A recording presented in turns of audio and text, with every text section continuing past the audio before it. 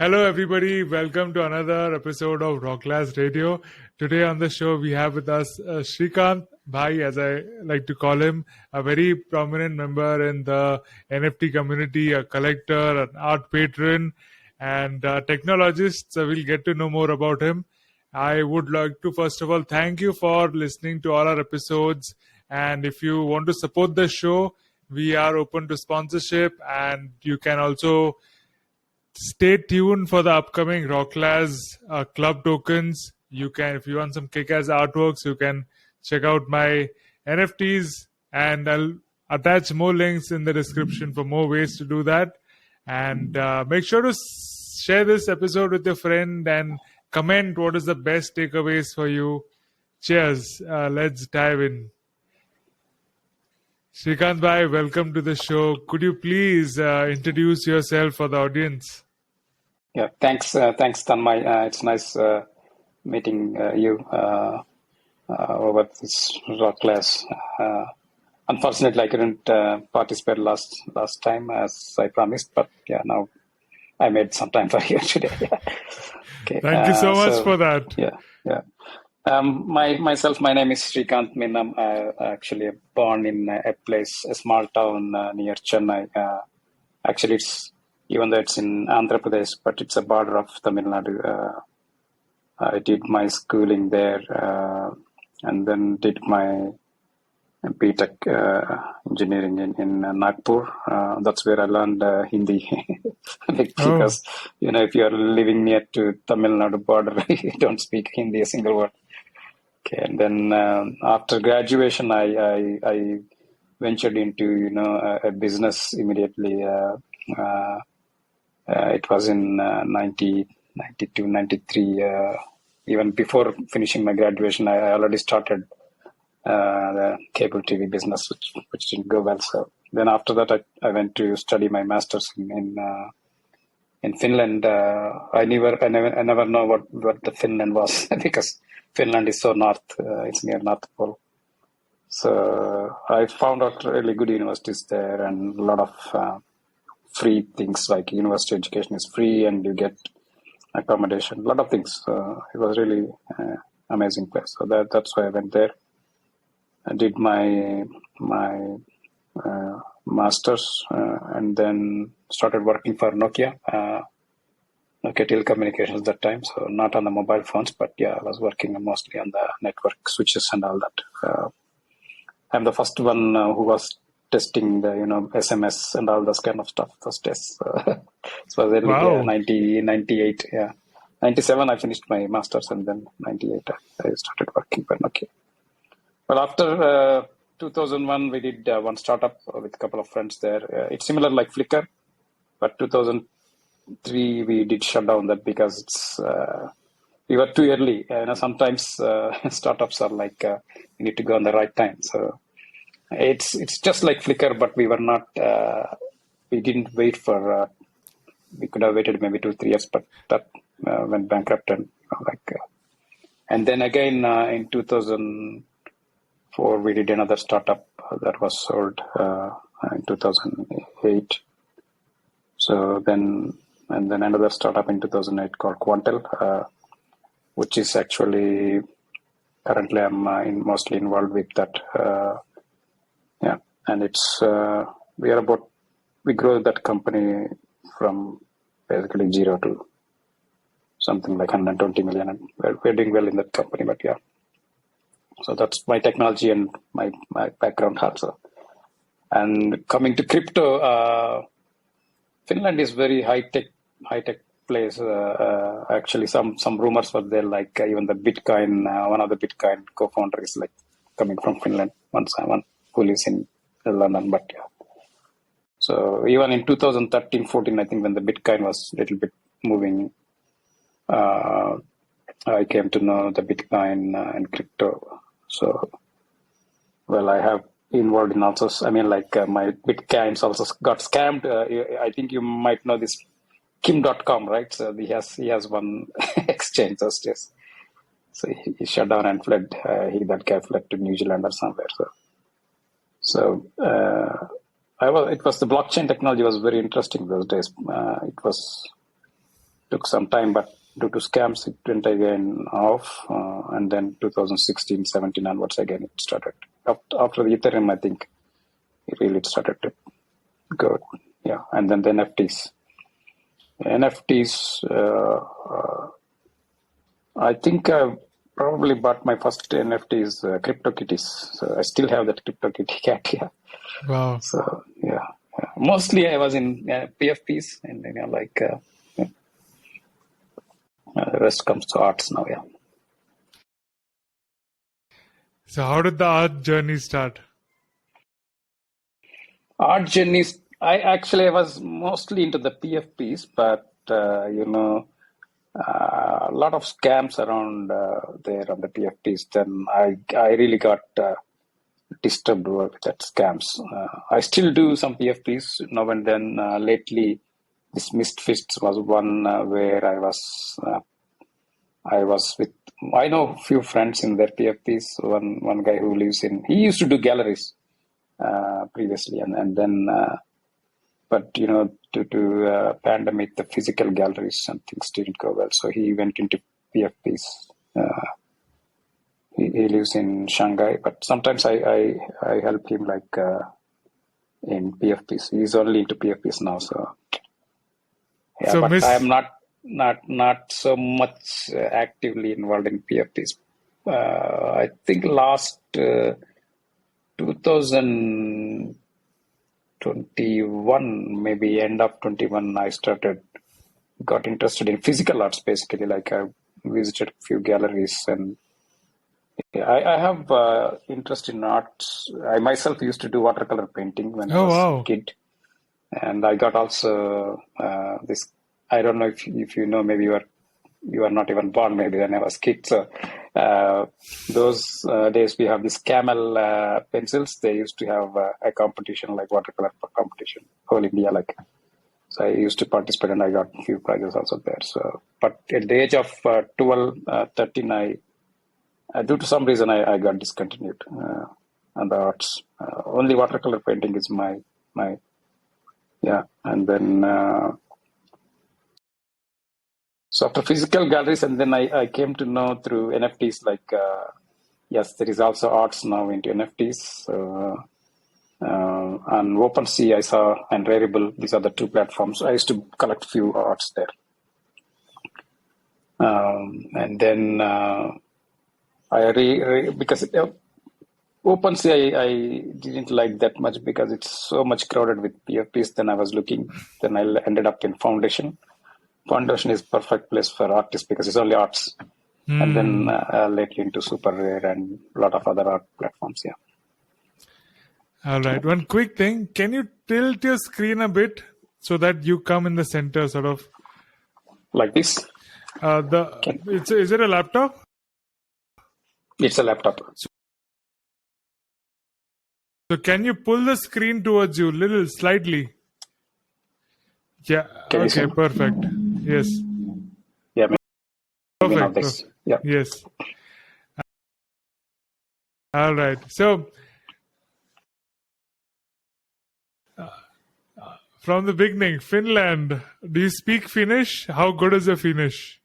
I used to speak Finnish.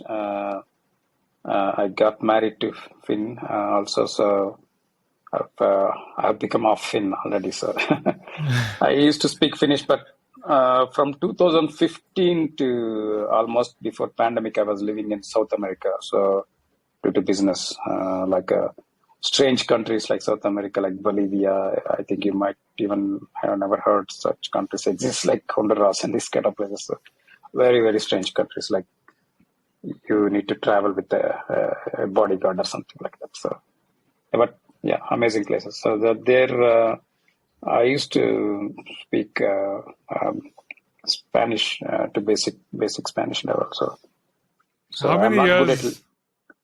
Pardon? How many years were you in Latin America? How many years in Finland? Almost 5 years. 5 years. 5 years, yeah. Finland? Yeah. Finland, maybe altogether from my graduation days till now, maybe 15 years. Yeah, because I lived also sometime in Hyderabad, where I was helping my dad in his infrastructure business. So yeah, for 3-4 years I lived in Hyderabad. Wow. Nokia is a prominent cell phone in the 2000s, and everybody there's so many memes about Nokia, unbreakable phone, and all that. But Correct. less people know that Nokia, before it being a mobile company, it was into fishing rods, I guess. It was in some very different business, right? What was the Yes, business? it was making rubber boots. Rubber boots. Yeah. Yeah. Rubber boots to telephones. What a transformation. Yeah. Actually, rubber boots they moved to making computers, but they didn't. Their computers were using different operating system, not Microsoft. So when the Microsoft came, their business went off. So then they moved to, okay, let's do something on communications. Then they moved to GSM. Yeah. So it's not the first time their business is taken over. Yes, correct. Yeah. Yeah. Microsoft in computers and smartphones these days. Right. For the mobile business. So how were your early days in Helsinki, in Finland? My early days was very, very, very tough because there were only 2-3 Indians I used to see around, not many foreigners. But that Finns are actually not so social. When you see them in the university, my colleagues, they're good during the university days and all that, but out of school or college, they're not that social. They have their own life. So it's not like in India, like you go out with friends and party out and all that, right? That I used to do a lot when I was in Nagpur and also in my hometown, but that wasn't possible there. So are they not social just with Indians, or amongst themselves also they're not? Amongst themselves also, they're very kind of, they're not extrovert, like kind of introverts. Yeah. Probably it's so cold as it's in North Pole that nobody wants to go out. Yes, and also very dark. And during winters, that was a big shock for me. Like very first winter, I couldn't see sun for 3 months. So it was like every day dark. Every time all the street lights are gone, that was shock for me. Yeah. I can't imagine how the first year it might have been in those winters. Yes, 3 years of darkness. Correct. Yeah. Wow. So if they're not that social, how did you find meet your wife, and then how did she decide to be social? Yeah, actually, most of the females, I think, are different. They're more social than men. That might be the reason why, Okay. Yeah. Very interesting.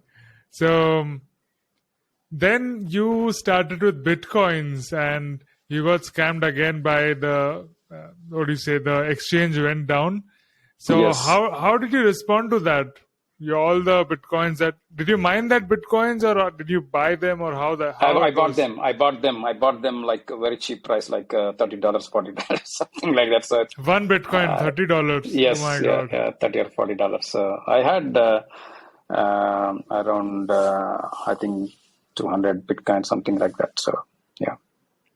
So I got scammed because Mt. Gox went some hacker hacked the exchange and siphoned all the Bitcoins. So we lost a lot of Bitcoins. So most of the people who are keeping in the exchanges, they lost. That's where I learned to store Bitcoins on private wallet. I mean, like those you can keep anywhere. Yeah. So I think it wasn't common information about cold wallets or even a private wallet. No, not that common yet.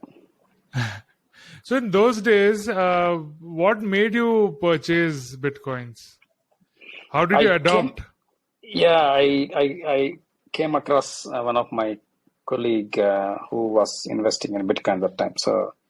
So then he told this Bitcoin was coming from blockchain technology, blah, blah, blah, something like that. And I was reading about blockchain technology, how it was evolved and how this could be a cryptocurrency. Because, like the Bitcoin transfer goes very fast compared to currencies, right? So I remember those days, like even nowadays, I think if I want to transfer money, it goes one day.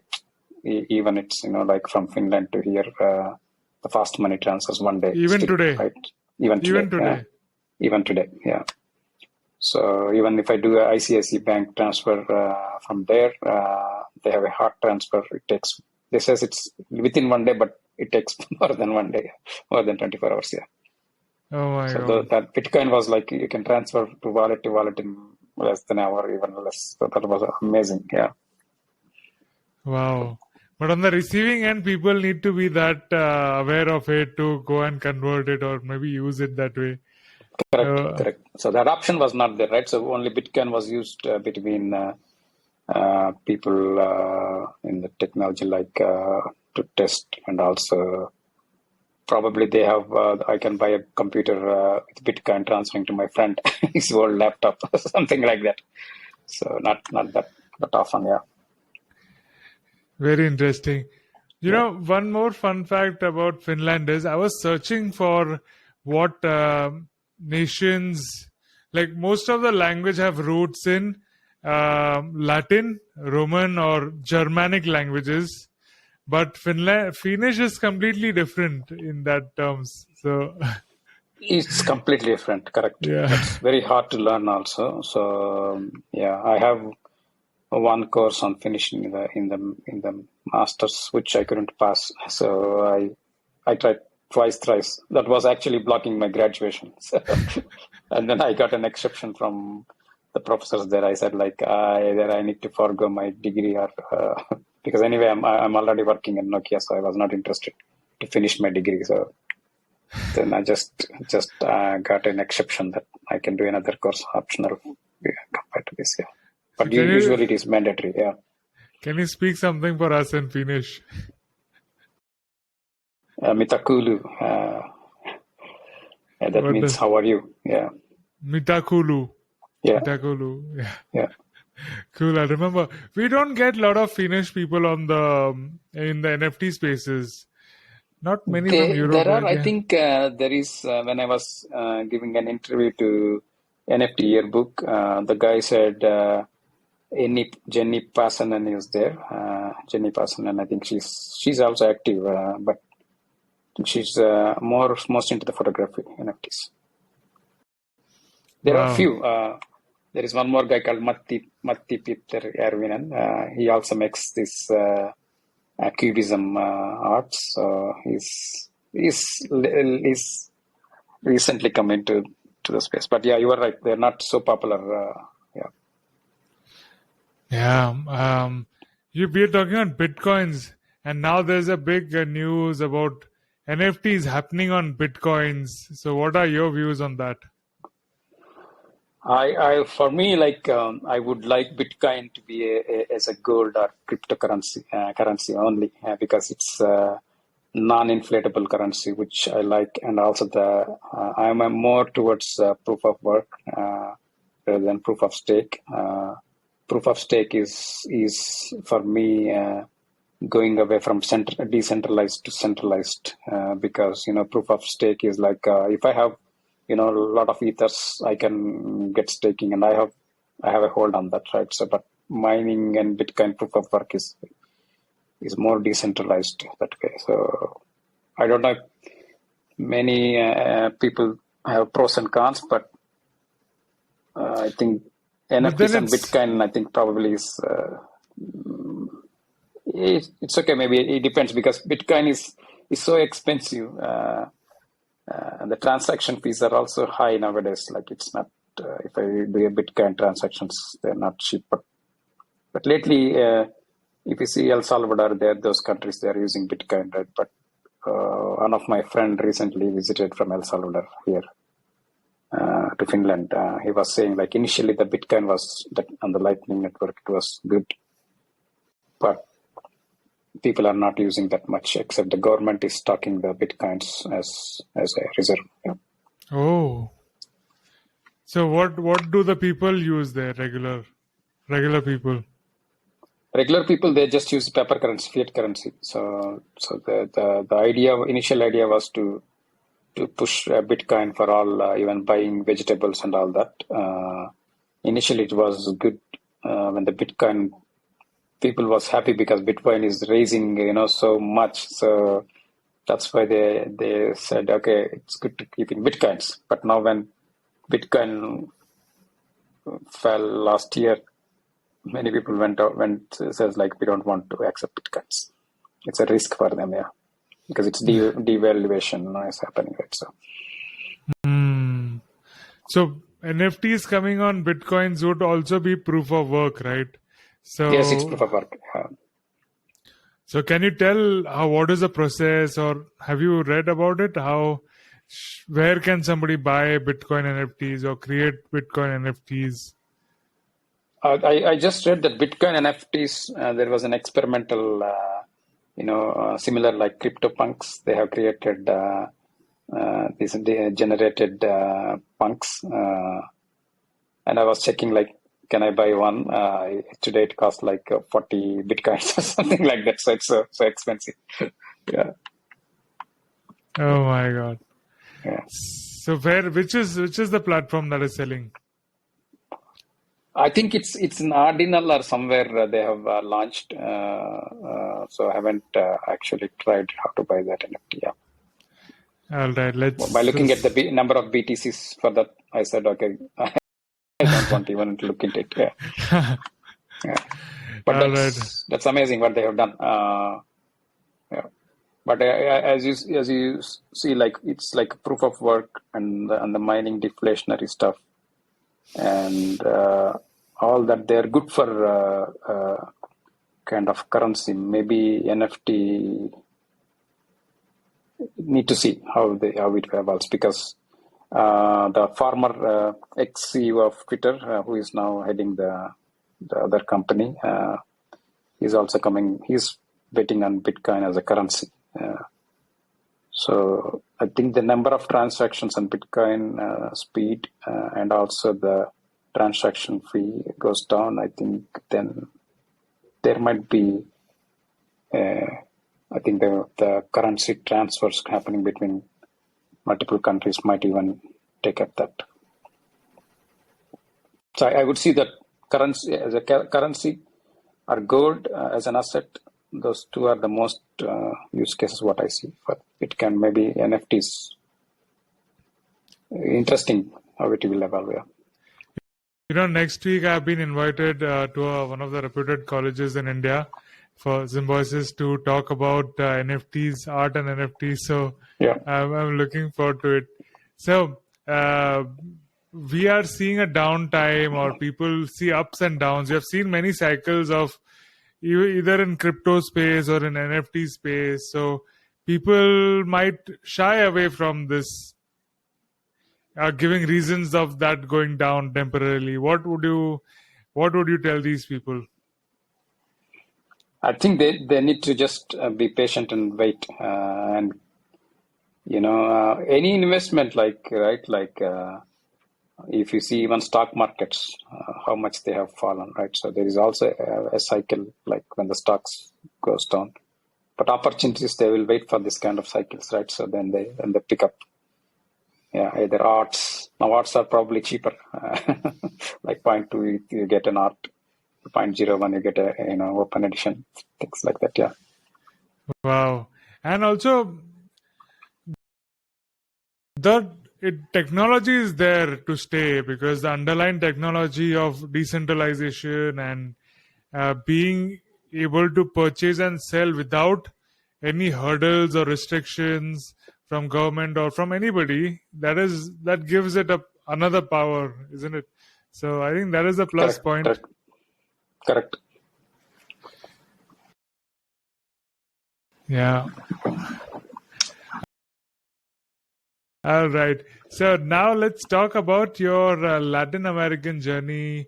Copacabana, Rio de Janeiro. You posted photos from these places. Right. So 5 years. What did you do, and Like from Finland, what made you go to Latin America? Yeah, actually, in 2015, I think December, I went to Bolivia with one of my colleague. We did a consulting for a local telecommunication company.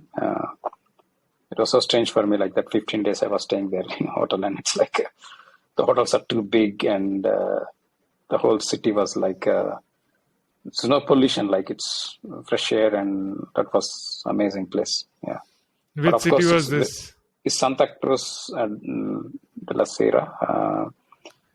In Bolivia? It's in Bolivia. It's a famous place where Che Guevara, the guy who is a communist guy in South Latin America, he was shot dead there in that city. Yeah.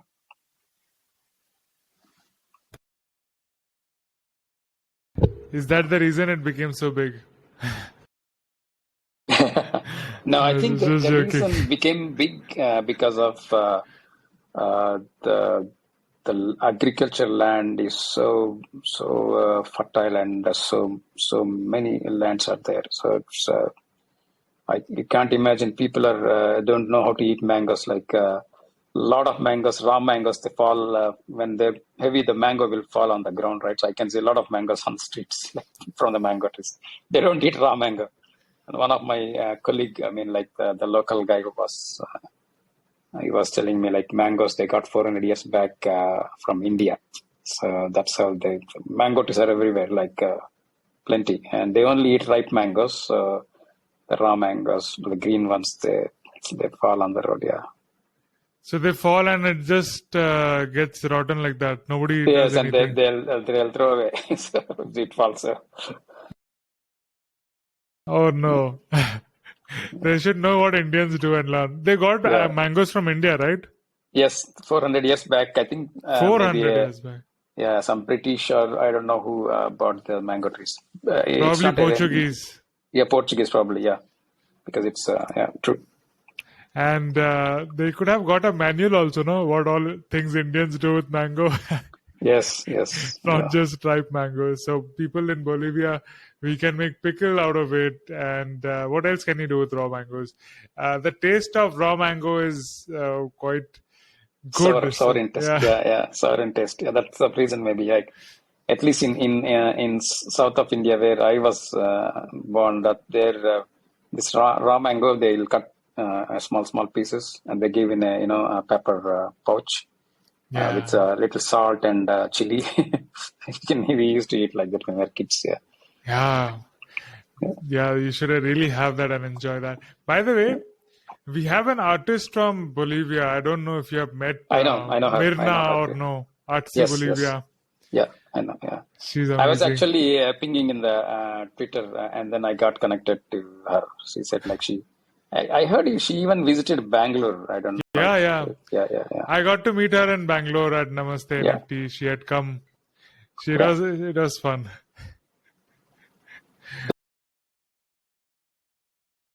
The people are very, very nice people there. Like us Indians, like very social, very humble, and very friendly, and not like Finland. I'm not blaming Finland, but that's a different culture. Yeah. So she's very passionate about not just about art but also about Bolivia, our own country. So it's nice Correct. to come across people like that. Correct. And Finland, it has the youngest prime minister, right? She's like 35 or 36 years old. Yes. She was quite popular on Twitter because Elon Musk was tweeting about her, like she goes to nightclubs and drink parties and all that. Yeah. Yeah, the videos also had come out. Yeah. She's young. I think she's 30 plus, not even 35, maybe 30 plus. Yeah. So, how are people's approach towards politics, and do they actively participate or?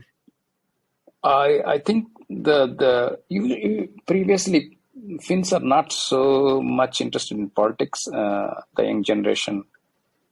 But lately, I think due to the Russia and Ukraine war, at least this is my view, is that all Western countries like European Union countries are biased. Like if you open the channel, they picture Russia is the evil. But no, but I used to watch Russian TV, some Russian TV channels with English subtitles, and there is also RT News from Russia.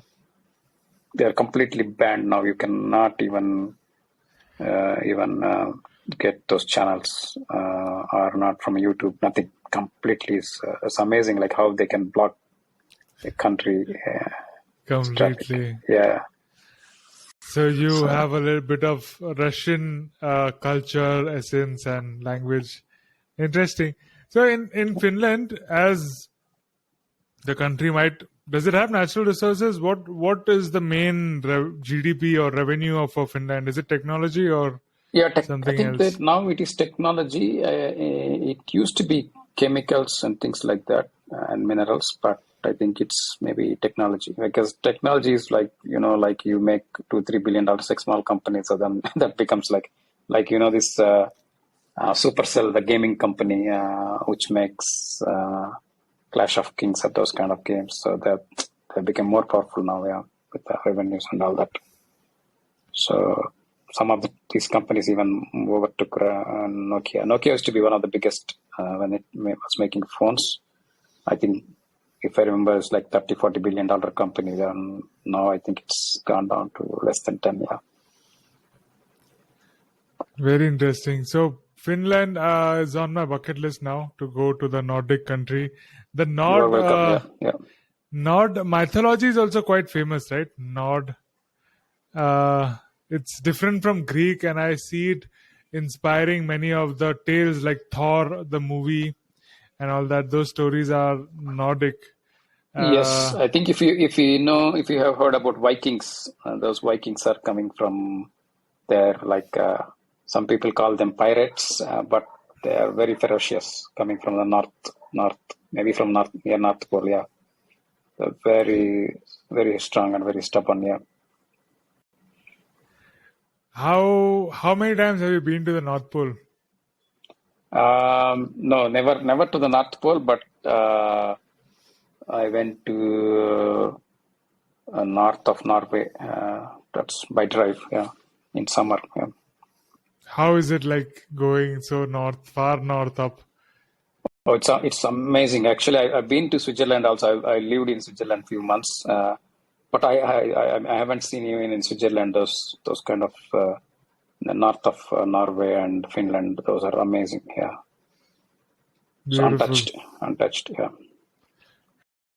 And in summer it'll be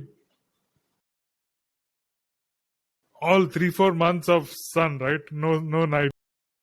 Actually, sun never sets. It doesn't set in the north.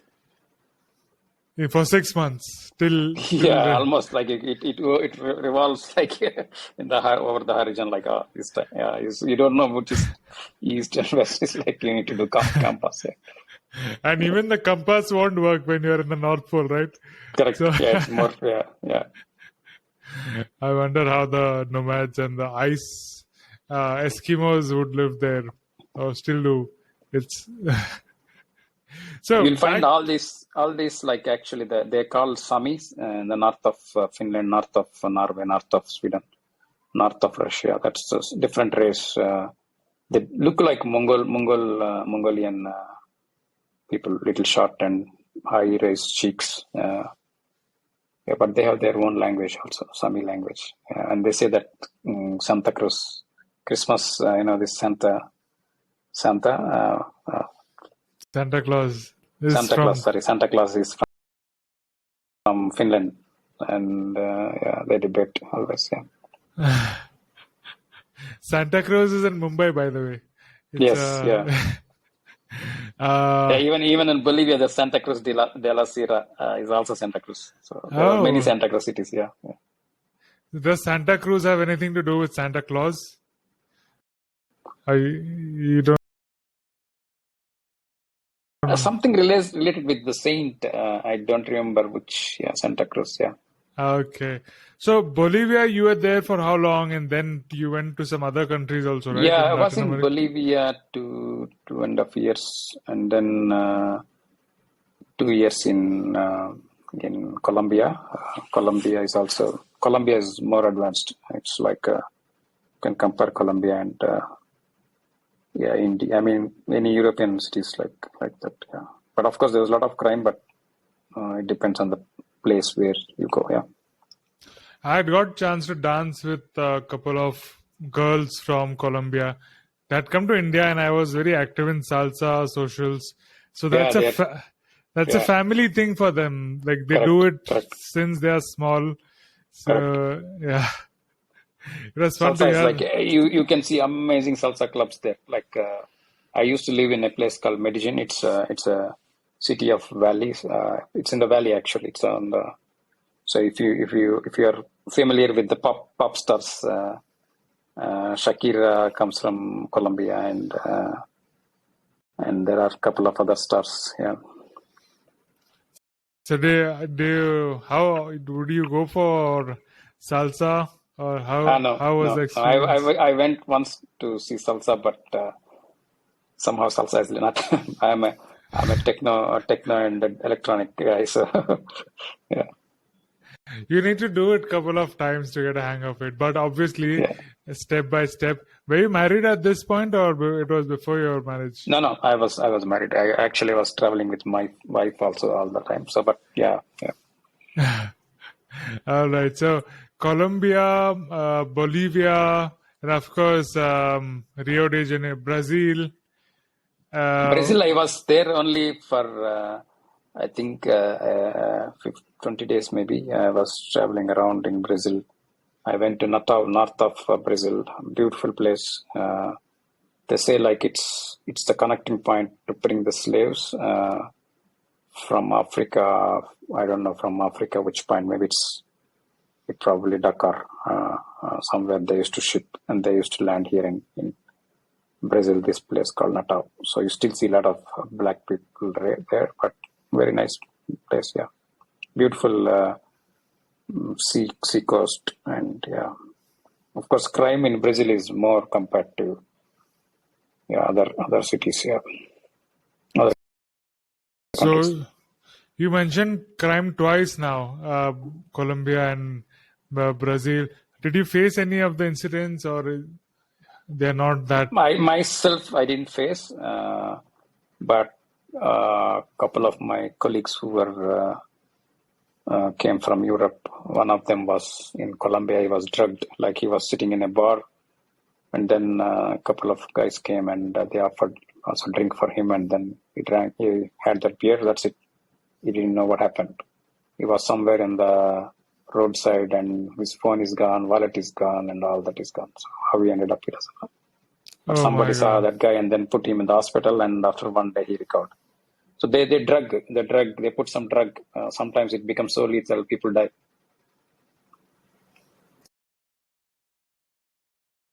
Sad.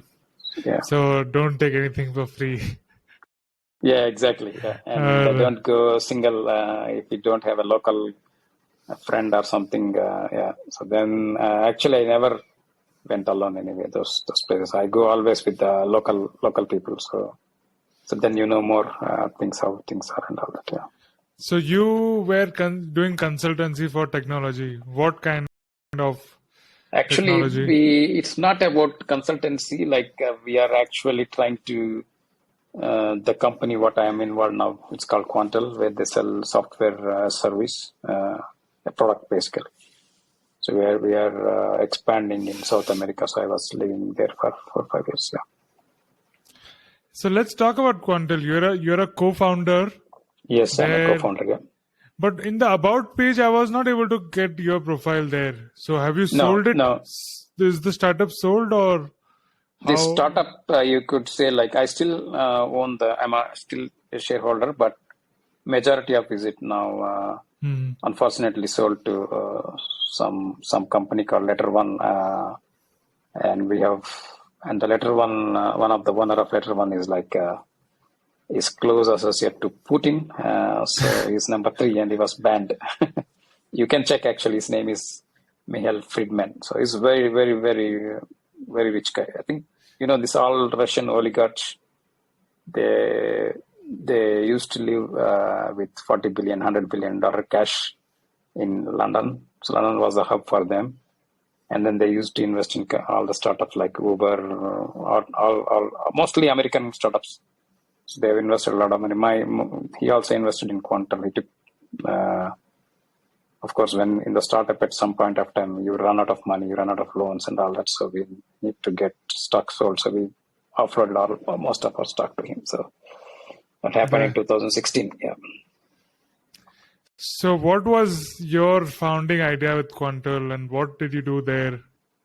Yeah, interesting question. Like we started, it's very interesting. Like in 2006, there was a professor, medical professor, and he also has a clinic, outpatient clinic. He used to do surgeries also in the public hospital, but he's also a software guy. So I got to know this guy from one of my co-founders. So they asked me to talk to this guy, and then so we got an idea with this guy, like how do we build a software system that a workflow for a doctor is so smooth. He doesn't need to touch 10 applications or 2-3 systems and all that. It's a mess for them. So yeah. And then we thought of building a nice, usable, with a good usability and one application where he can do all his workflow. So basically a radiologist workflow or, dentist workflow, all those. So that was our initial thought process. And then we built a product around that for 1 year, first version. And it was deployed to one private hospital, but the regulation is so much on the healthcare, and also there are all the big guys there. The small companies cannot survive. Either you have to sell your product to them, or you cannot go directly into the market. Impossible. So then we decided, okay, let's stop this, and as we are coming from telecommunication background, let's do something on the telecommunication. So when was this? In which year was the doctor workflow? That was 2006 to 2007 ending. Yeah, 1.5 year. Yeah. So then you came to telecommunication. Yeah, because my other co-founders are also into coming from telecommunication background. So we do something to telecommunication companies like Airtel, this kind of companies. So with their background in Nokia, with your background in Nokia. Yes. Yeah, all my other two co-founders are also from Nokia. Yeah. Very interesting. So what were you doing then, and how did it come to 5G? And of course, we'll talk about 5G. Yeah. What aspect? Were you working on like 2G and 3G at that time? No. I think, yes, it was already 3G. So what we used to provide for operators is like a business support system. How do they run business, right? Like if you go to a Airtel store, you can register, you can buy a plan or a SIM card, and how does it gets into the activation into the network so that you get all the services like it could be 3G data, 4G data, LTE, all those kind of, right? So and then if you want to buy some what you call 5G, 5 gigabytes data bundle or roaming package, all those are all what we call products, operator products. So we used to build a product, engineer those products, and then provision those products to the networks. So that's the core what we used to do. And also billing, like if you have a postpaid subscriber or a prepaid, you do top up, you convert their money into some services, all those. Yeah. So all those things that we do so easily these days with the tip of our fingers is something that you worked in the initial stages and helped it grow. Yes, there is a lot of software running in the background. What you do with your mobile today, like you just nowadays you can. When I came to India, I used to have an Airtel number. Somehow it's blocked now because of KYC. But now I got a eSIM application. I just installed the application and then activated a package, so I can still use in India. Yeah. What is an eSIM? That's eSIM is like you don't have a physical SIM card. Like when you buy a mobile phone, you need to put the SIM card, right? The physical plastic SIM card. So that's not needed anymore. Some of the phones they support electronic SIM card. So, But how does it work? Basically, is SIM card just a number, and that plastic is a number there, or is it some technology that communicates with the towers? yes, you are right. They have it has also a like in the crypto we have this public private key, right? So you have that keys there. So it encrypts your voice and sends to the cell tower, and cell tower decrypts and sends back. Yeah, The so SIM that way. card. Yeah, yeah, Oh, so it's like a cold wallet. The SIM card is yeah. like a cold wallet, and Yes, yeah, eSIM is like a hot wallet. correct. So, Yeah, you which can think that way. Yeah, eSIM is like you can actually don't need to buy a physical SIM card and put, but when you scan the QR code, then your eSIM gets over the air, and it comes into your phone and sits inside your phone. It's just a key, and some other data structure is there. It's basically key is also there. Yeah. which companies are providing it? eSIMs are actually it's both both ways. Like not only the mobile phone should support, and also the operator like Airtel. Airtel provides that. Airtel provides only for postpaid, I think, postpaid subscriptions, and not sure about Jio. Yeah. How is it internationally? There was something I got very curious about in a while back. The satellite phones. You don't need to go to a network. You directly communicate with the satellite. You don't need to be around any tower. You can go in any remote place, any part of the world, and you still have a phone which is working. Right. So, what are your thoughts on that technology? And I think it has government restrictions or something on it, but that's why it's not so popular. But Yes, because if you the government always needs to have a track of if something goes on crime, or like they can track with the normal telephones, right? Either wired telephone or mobile phones. But with the satellite phones, it's impossible. Like you make a call, you buy a satellite phone in Dubai and come to India and make a call, impossible. And they don't have authority on those. So that's why most of the times the government has restrictions not to allow any satellite phones. so who uses the satellite phone? Are they common in Finland or? No, in Finland, it's also not common, but in north of Finland, where there is no coverage, so the public are allowed to buy this kind of phones. Yeah, so it needs permission still. Yeah. Okay, got it. So from 2G, 3G now coming to 5G, that's the main thing that appears on the website that the Quantel is doing. So what is happening in 5G, and then what is 5G BSS? Yeah, the 5G BSS is like basically in the 5G you can have like you are watching a movie, right? 4K movie, let's say, or 8K movie. So over your mobile phone or iPad, whatever, right? Or mobile, your laptop is connected to your mobile phone, and you're using that as a modem to get the data, and you are watching a 4K. But in the traditional LTE or 4G, the bandwidth is shared, like between the cell tower and the backbone, and also your device. If many phones are around the same time are using the data, the bandwidth goes down for you. Your 4K streaming will be jittery and not works. Doesn't work. So 5G gives that benefit, like they will provide you a virtual slice of network. So you have the dedicated.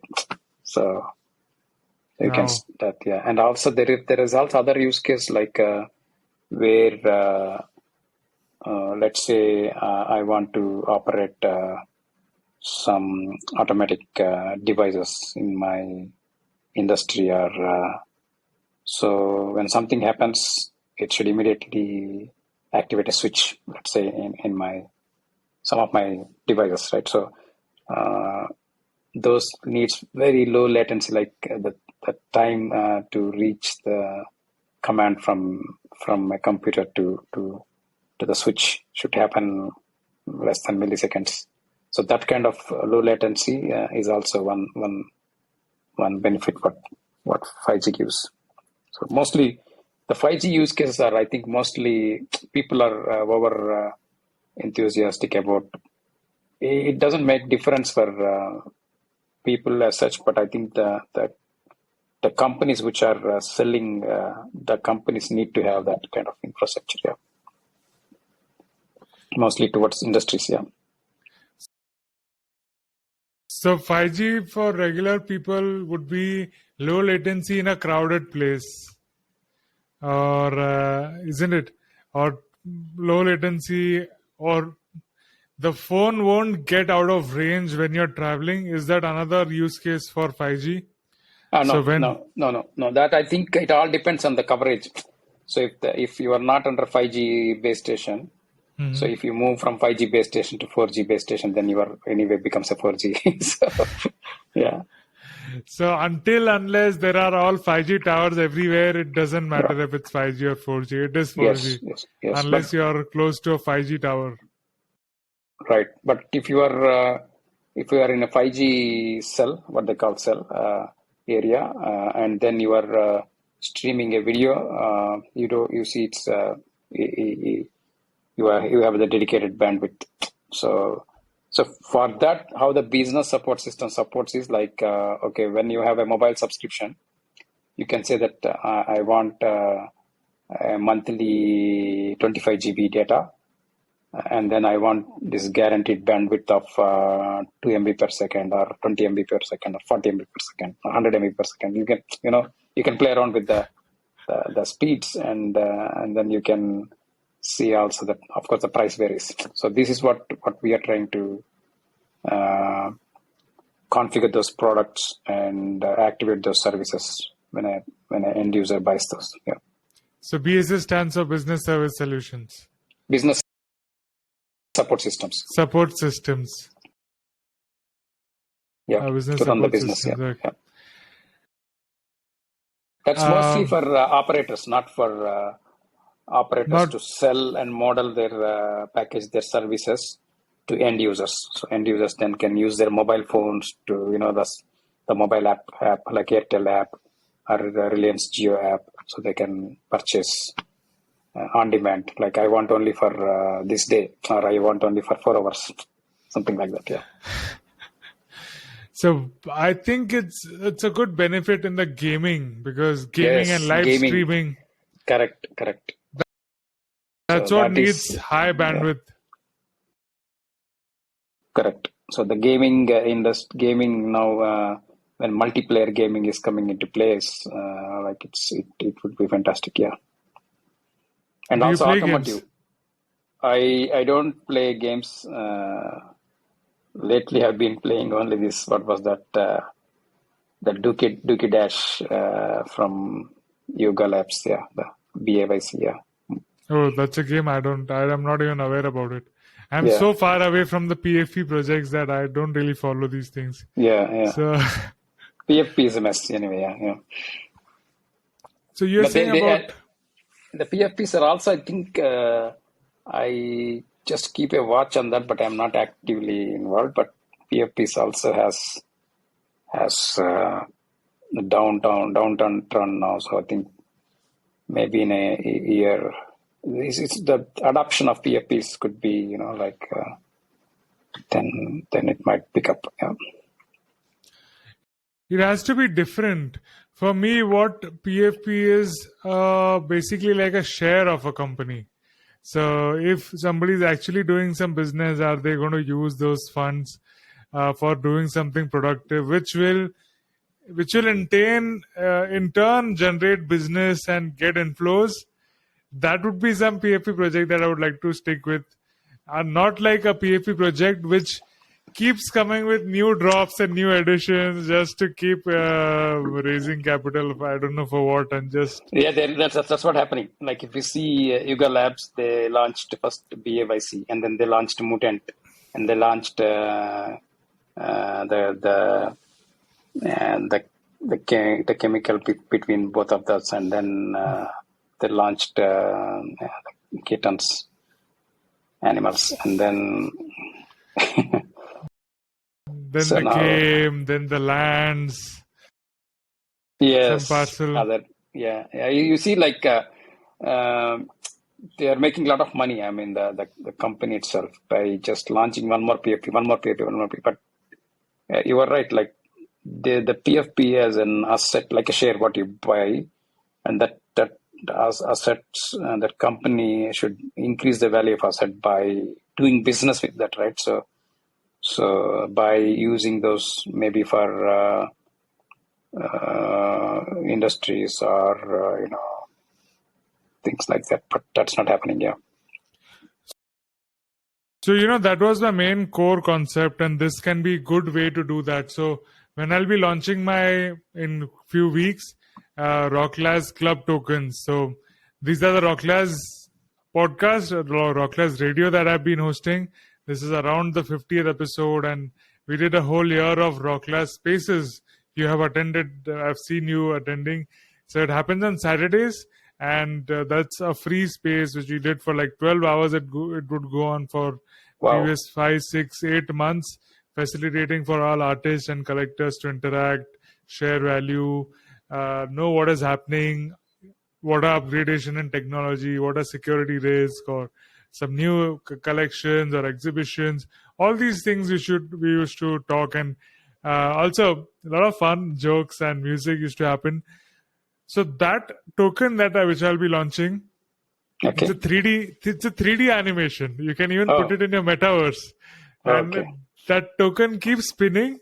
It is pretty cool, and you can keep it in your metaverse. It can be even used as an AR, so you can show it with your hand.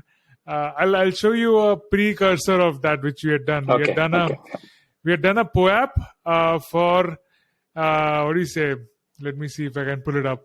It's a POAP that we did for people who attended the 1-year anniversary space on Twitter. So that I gave them a POAP, and we were. That was a basic version of it. This one is going to be more advanced in the creative side. So why I'm talking about this point is that this will have some value or utility like a company. So being the name showing on episodes, either in the beginning or the end, on the amount of numbers of NFT they own, just like Patreon, right? For the creators, right. Yeah. Creators use that for taking that. It can be it can give access to discounted or free access to the conferences I host or bigger things that I plan to do. In my first, like for 2021, my first year in NFTs, all those collectors who had bought my NFT, I gave them a hidden utility in OpenSea that whoever holds this token will get 10 years free access to all my real life conferences or all conferences they can attend. So something like that is going to be there in this.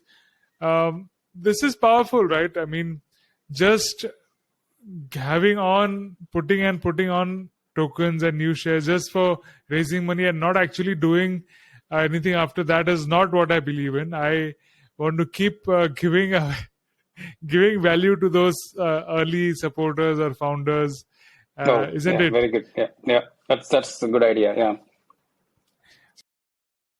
So like Reliance, all those people who had bought in those shares in the beginning, or Coca-Cola for US example. Correct. So like the way of the value increases, the way the business keeps growing and doing business. So like that, Rocklaz as a brand and me as a person, as we keep growing, will give benefit to that. So it's a very interesting thing that NFT enables us to do. So Correct. Yeah. you don't have to be restricted, or you don't need government's permission to list those shares in the market or something like that. And anybody around the world can buy. It's Correct. not. Yeah. Yeah. So that is what I'm looking forward to. Um, other thing which has remained consistent, which has not fluctuated that much, is the art NFT that where you have been very active in. Right. So which were the first artworks that you had invested in, and how did you get a knack for art? The first artworks I invested, I think it's about, it's also something like crypto girl or something like that. That's, I was talking to the founder of that, and she said like she's an artist. She's making this, I don't remember the name. It's a crypto woman or crypto girl, something like that. Yeah. Uh-huh. She used to make nice arts and then sell those as arts. Yeah. And then So I after think that, I'm going to need. can you hear me? I think I'm going to need a 5G connection because your voice was getting interrupted as I started playing video. So yeah. Anyways, can you just repeat? Crypto girl. Hello. Oh, you're completely frozen for me now. Hello. Are you? Can you hear me?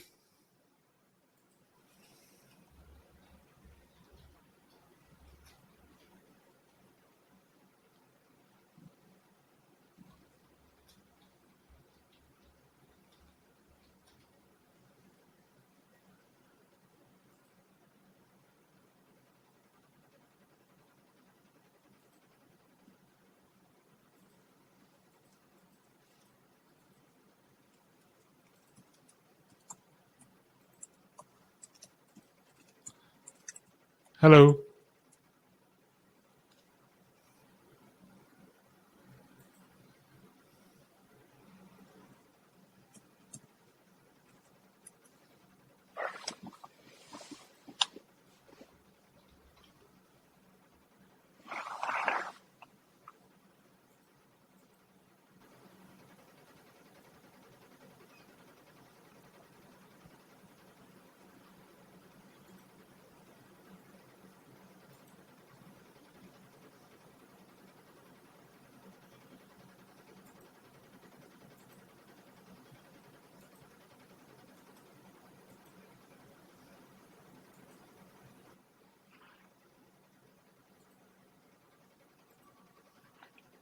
Can you hear me?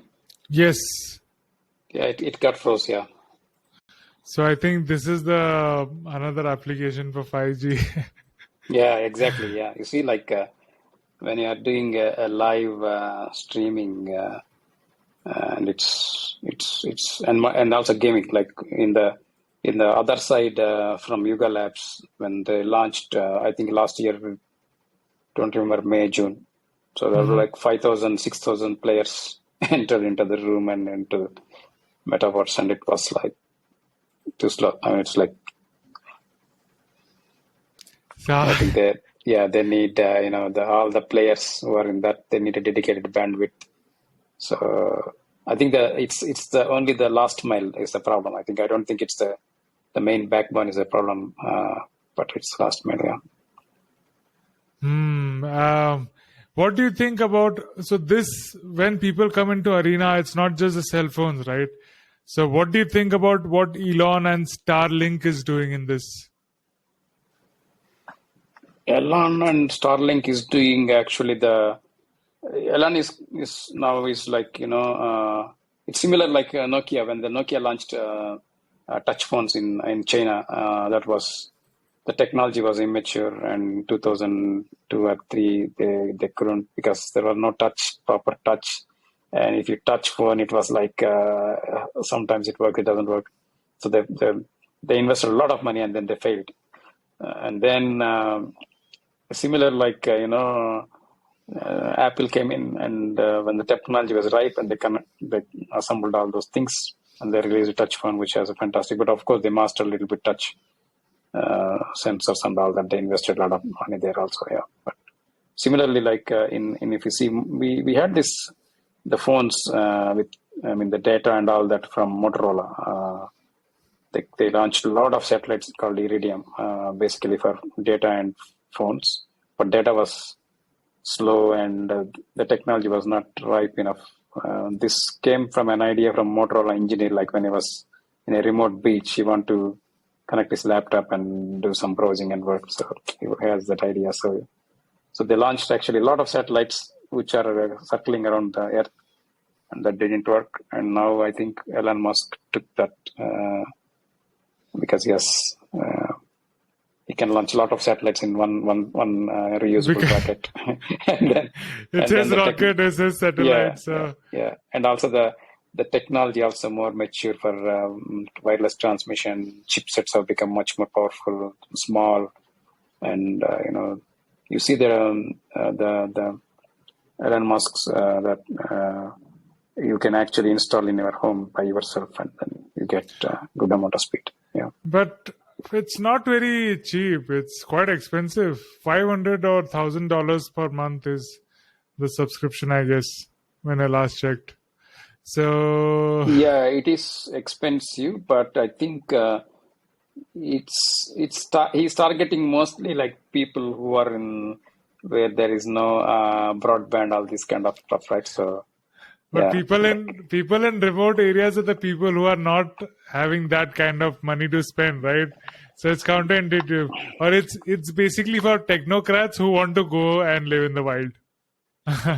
Yeah, I think initially is that like one of my colleague, he's an executive of our company. He lives in a mountain in Spain, south of Spain, a nice area, but there is no fiber. There is no even mobile phone there. I think mobile phone hardly works. But now he has this Elon Musk's the Starlink, and it's working very well for him. He says like he gets 100 Mbps, but he's a rich guy, so he can pay $500 per month or whatever, right? Yeah, but I think I don't think he will put the price for every things like that. But he has given also some Starlink subscription for free. I think what he's also aiming that maybe, you think of that it comes into your phone, so you are always connected. Yeah, it's just you need a satellite, catcher, right? You need a disc antenna that catches you cannot directly use with the phone. You don't need because now he's saying that he was planning to launch mobile phone, right? So with a if you see mostly mobile phones, if you can they're so big, if you can put a metal plate on the back of the mobile phone, it acts as an antenna. So. So Tesla phones, Starlink Tesla phones can directly access Starlink. Oh my God! Yes. Wow. Yeah. But did you know a couple of fun facts related to Starlink? No. I saw a funny reel. So Russia had refused Elon Musk to give rockets, right? They insulted him or something they did. So he took his revenge by offering free internet to Ukraine. Yeah. But recently I heard he stopped those services because they're abusing the services, something like that. So all the data goes through the Starlink system. So probably they are monitoring those. Ukraine has also a lot of corruption problems. I think that's the major issue now. I know one of my known person, he was living many years, I think, an Indian guy. So he was saying like people come and buy weapons there in Ukraine. So a weapon market is big. All over Europe, all European people come and buy weapons in Ukraine. Not all Europeans. I think it mostly from South Africa, and all this where all the terrorist, African countries where all the war is happening and warlords, the local civil wars. I'm fighting against, like, let's say if we have in Andhra Pradesh, we used to have Naxalites. So if they want to buy a tanker or, what you call rocket launchers and all that, they can go and buy there. So it's a black market for weapons for Yeah, supplying to terrorists and okay, got it. Another fact was people in Nigeria are hacking Tesla's system, and they're accessing it for free. That's another thing I heard. yeah. So Nigeria is like a lot of hackers. Like they're amazing. Like so amazing hackers out there. Yeah, after all, the Prince of Nigeria is there. So Yeah. so do you remember that scam mail, Prince of Nigeria? I vaguely remember like the money was stashed or something like that, right? So, yeah. I'm stuck. Send me the money. I will send you many folds of that. That's funny. Yeah. So yeah, I asked one of our friends in the Spaces from Nigeria, do you know about this? So he started laughing. He didn't approve or deny the fact, but yeah, that's funny. About Ukraine, one more thing, as you're so close to Ukraine and Europe and that area, we get to hear news only from the Western media and all those goody things. But do you think there are some extremist or Nazi ideological people in the west of Ukraine? Because I heard this from another podcast or a source. Yeah, actually, you are true, because the eastern part of Ukraine, where a lot of Indians are living as students, right? Like many other, like many thousands actually. So most of them got evacuated through Russian help. Russia was helping India to evacuate all those people, and Indian flights were landing there, and they were taking out. Most of the universities even converted to English speaking, and then they were doing good actually. So. And then recently, I think it has become a problem that they don't like Russians. They want to remove Russian languages, all that. So it looks for me like neo-Nazism kind of things. So this in the this western is part. It is, yeah. They are coming actually the west. It is on the western part, but they are actually pushed all the Russians towards east, and then they want to actually get rid of all the Russians. I mean, the Russians means all these ex-Soviet countries. If you take Riga, I mean Latvia, Lithuania, Estonia, all those are all Soviet. Yeah, ex-Soviet, right? So some of them speak Russian, some of them speak local language, like Ukrainian language is there, and Russian language is also there. But many Russians might have come a long back. Like, for example, in India, if you say like Muslims who came from long back, we cannot say that all the Muslims go back where you came from. They don't have any roots now. Yeah. Right? So that's what is happening now, or that has been happening even before the war? Even before the war, it has been happening. I mean, that was the main reason, I think, why Putin took that decision. Like, he wants to protect Russian speaking. And Zelensky is at least, this is my opinion. Of course, West is very biased, but Zelensky, I think, is coming from a artist background. Like he's maybe not a politician. Yeah, comedian, right? So he's not that politician. So he's probably just front face of big mafia there. Yeah. You cannot just remove. I mean, like. If I have in India, if you go to Tamil Nadu and you say like I'll remove Tamil from all the schools and only Hindi, and that means they go crazy, right? So he's doing that kind of steps. He's taking major decisions like there is no Russian language taught anymore in schools. So this has been going on before the war, and war, and it created that friction between Putin and Putin has been, and of course, NATO is there helping Zelensky, and I think America is already there, American soldiers. So people think it's like Zelensky is being used as a proxy. I mean, the people whom I know who are Ukrainians, some of the Ukrainians who speak Russians, they have this kind of version, like. So we never get to know about this part of the story, because on YouTube we only hear the biggest argument is that Russia, Putin wants to get back all the Soviet countries and include them back in Russia, something like that. But in Putin's speech, he had mentioned about neo-Nazis and stuff like that. But we cannot verify that, no? Yeah. So maybe somebody like you who's living close, or somebody who is non-biased to any of these countries can give some insights from there. So it was nice to know that, because even artists who come, I tried to ask this to many artists also there, but they are not really aware about what is happening in the political level, and they don't know. But people, unfortunately, indifferent. Yes, but it's a common people is suffering, right? So whoever it is who is bombing my house, and I will become dead against that person. So killing my people and all that. Now all the people in Ukraine are united against Putin. Yeah. Yeah, war is very bad. Of course, you should not do that war, whoever it is. But I think he has been negotiating, and finally went. Yeah. But how long will it go on for? I don't know how long it will go. It is very bad for the whole European economy. You're saying something interesting. Yeah, you're saying something. It's very interesting. Yeah, the fertilizers. The 50% of the raw material comes from Russia, and one of the biggest fertilizer company on the globe is a company called Yara, Yaara, and it's Norwegian company, and the supply from Russia is going to that, and there is no embargo on that.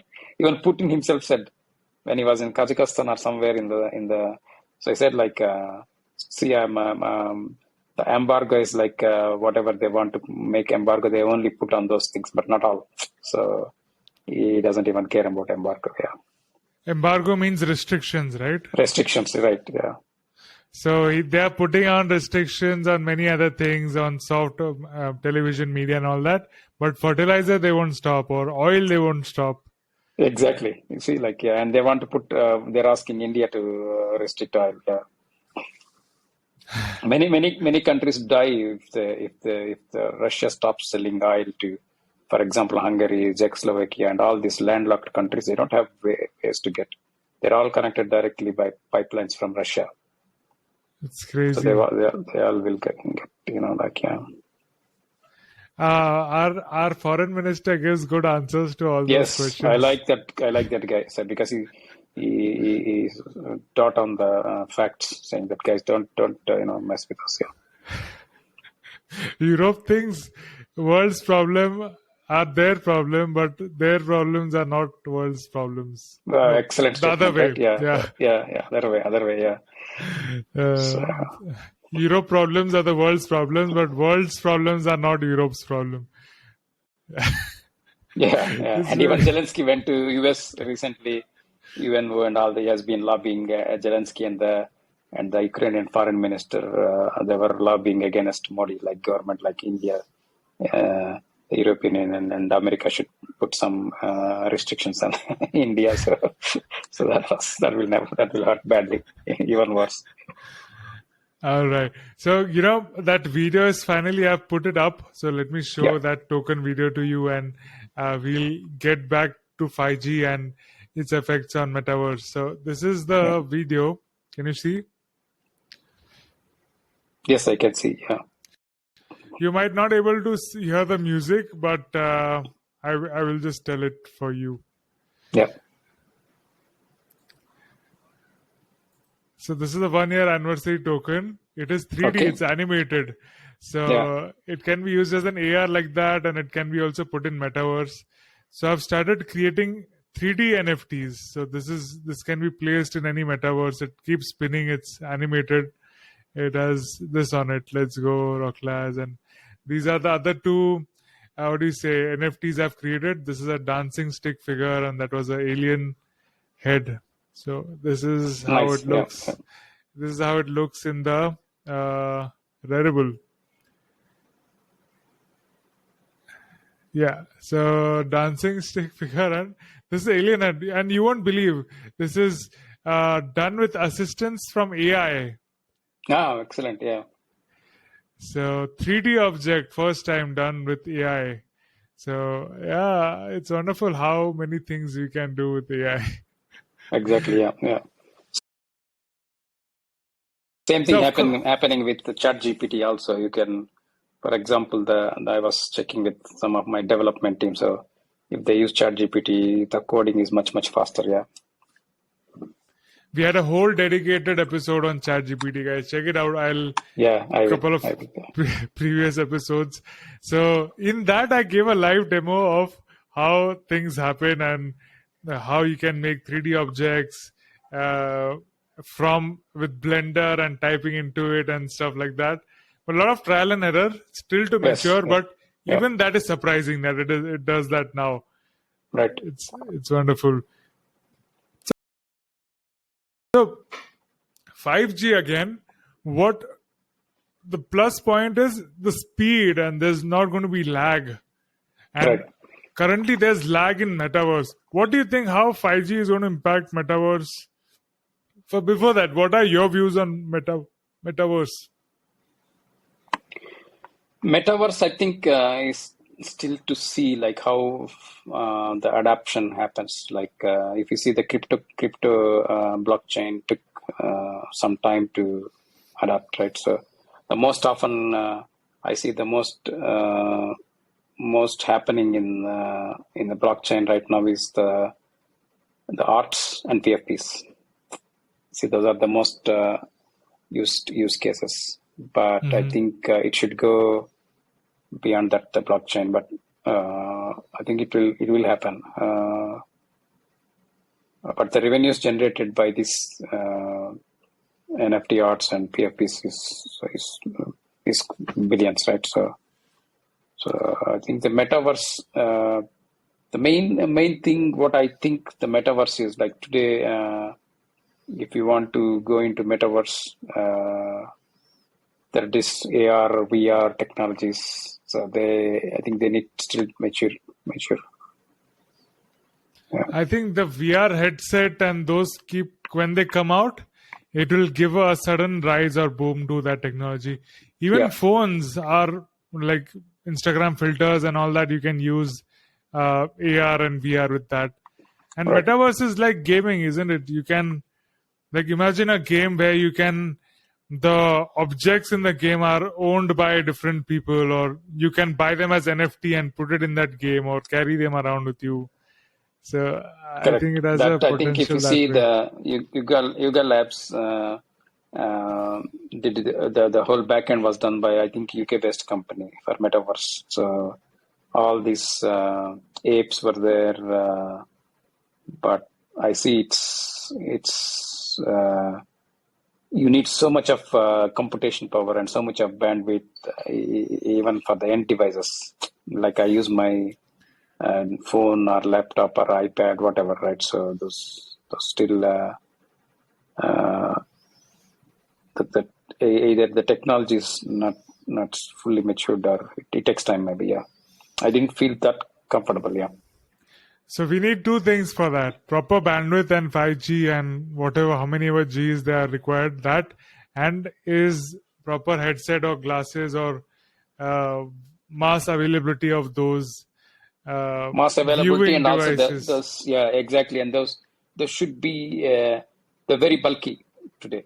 Like even normally for me, like many of my friends also, they in the workplace when we use this headset, the big headset, because we work in open office and things like that, we feel very Uneasy. uneasy. Yeah.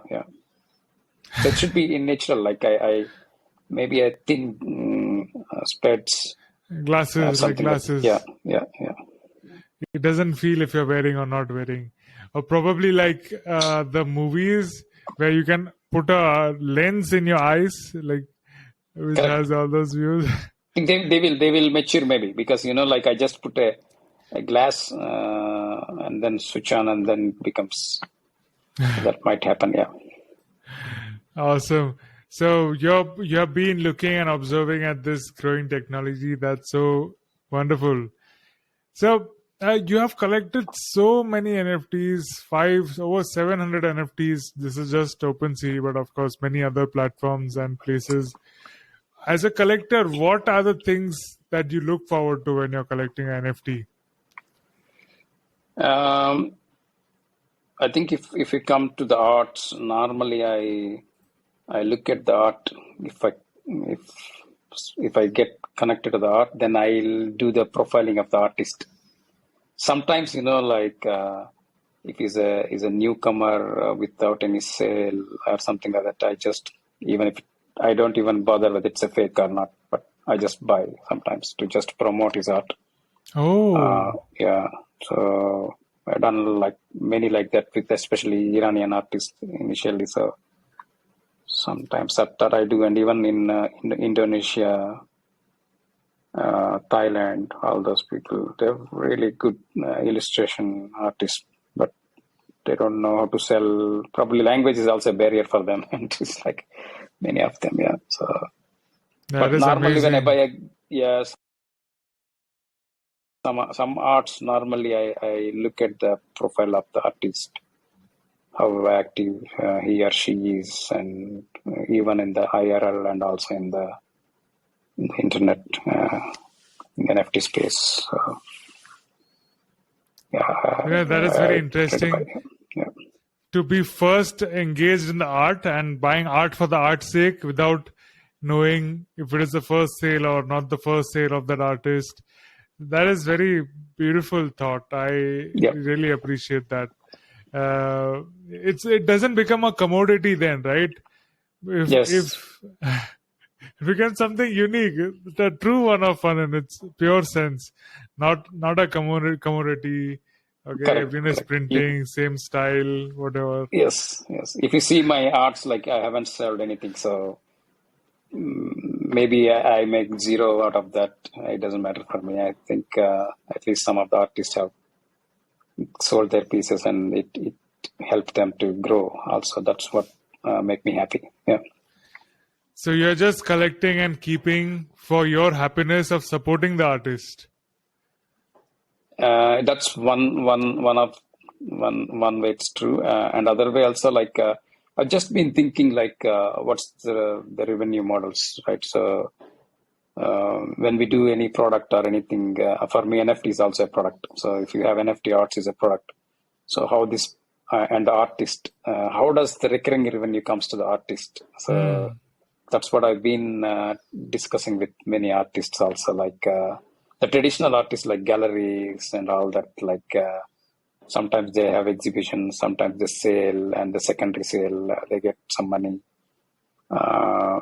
They don't know actually what money they get because it's some agent who sells and then they give some money to them, the traditional way, right? But after that, they don't get anything. If an artist, I sold my art for $100 through an agent, and then the art collector probably will sell for $1 million. I don't know. That I think in the blockchain, you can cut down that. So your art is, what price is sold. But of course, you can also bypass that. But at least, in the platforms, if somebody sells that art, you will get some revenue. Yeah.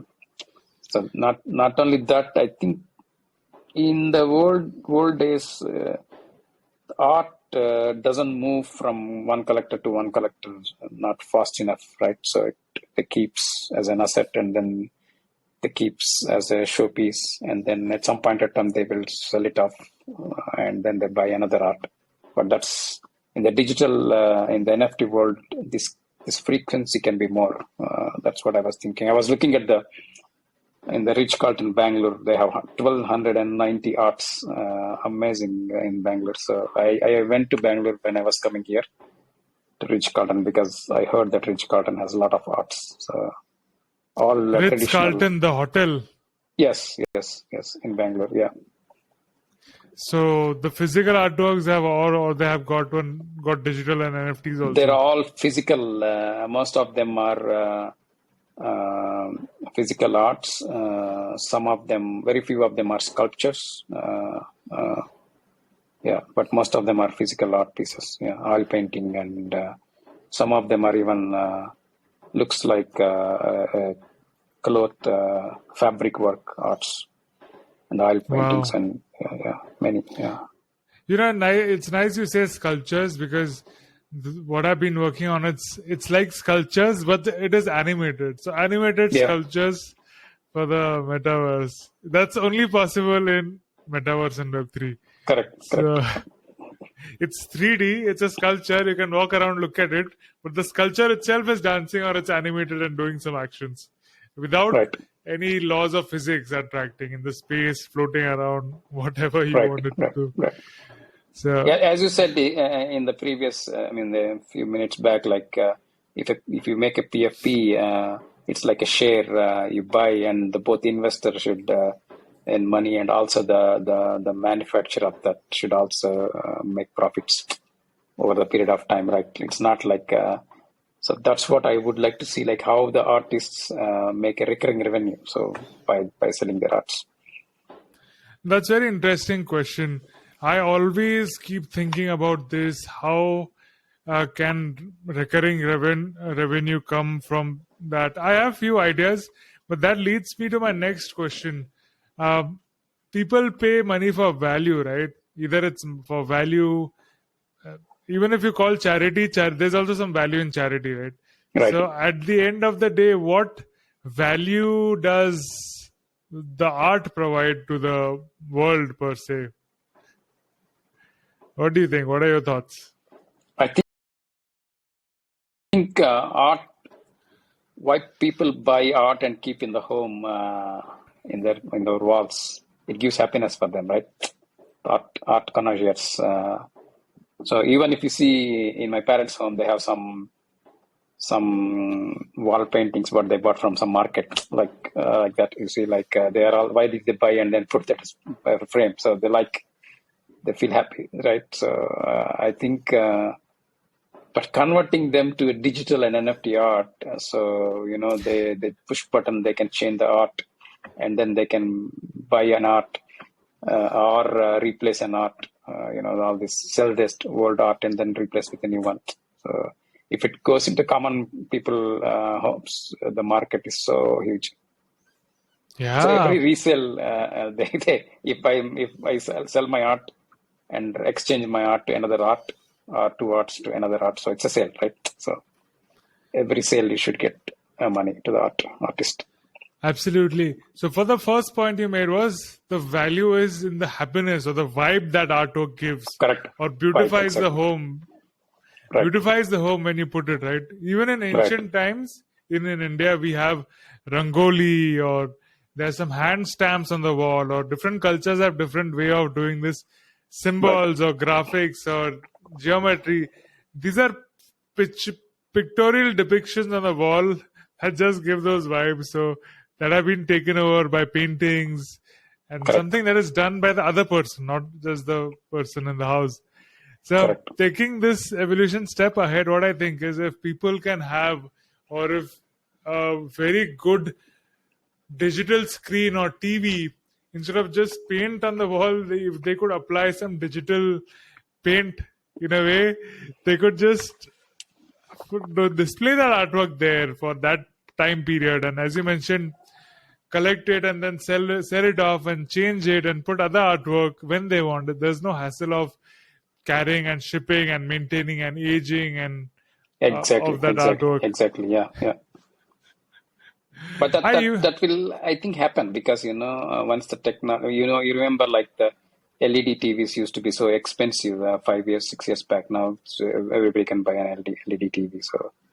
So it's as long as the hardware and technology becomes cheaper, then the digital arts in the home will take up. Yeah, absolutely.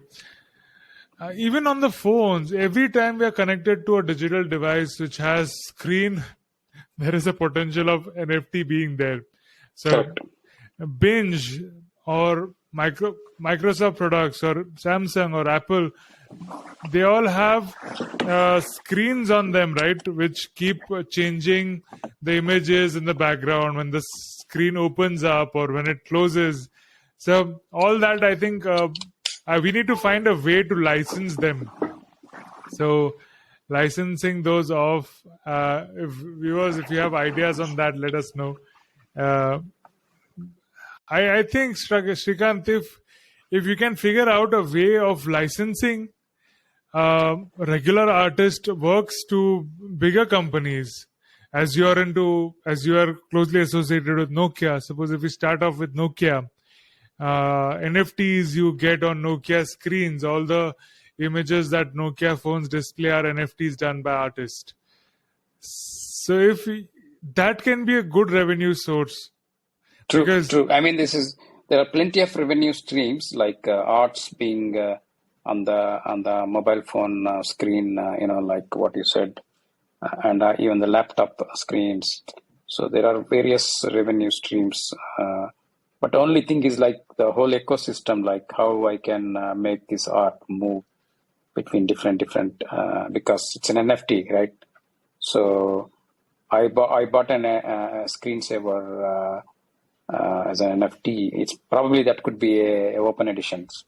So, but the premium ones like one-of-one editions, which I have on my home hanging in a digital, the LEDs, that could be, I want to change, I want to exchange it, I want to sell and buy another. So the platforms are, they don't support this today, right? So, or I can even rent an art for a week, an expensive art for a week, and then I pay the rent only for that week. For a week or a big celebration or a party. Correct. Exactly. Like if there is a happening, an event happening, I want to have a lot of arts, which is only for that event time, like a day or 3 days or a week. So renting arts is also one model. So there are, I think, as you said, these all revenue models needs to be